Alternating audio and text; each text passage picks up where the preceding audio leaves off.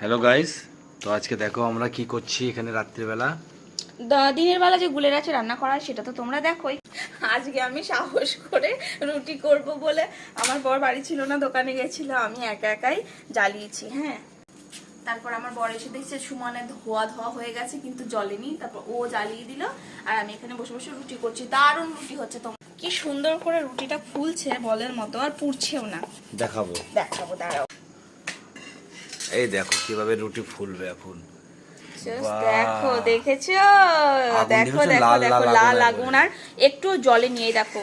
গ্যাসে করলে যেরকম ওই গ্যাসটাতেই তো ফোলে, যেটা খাওয়া আমাদের জন্য একদমই ভালো না শরীরের পক্ষে। এইটা একবার করে দেখো তোমরা।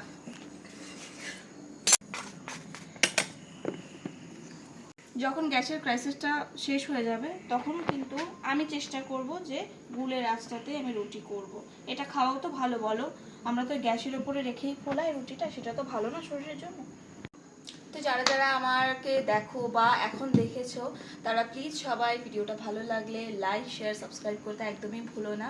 একটা লাইক বাটনে কিন্তু প্রেস করে দিও, সাবস্ক্রাইব। এটাতে টাকা লাগছে না কারোর, তাই না? অবশ্যই। আর সবাইকে জানাই রাধে রাধে, শুভরাত্রি।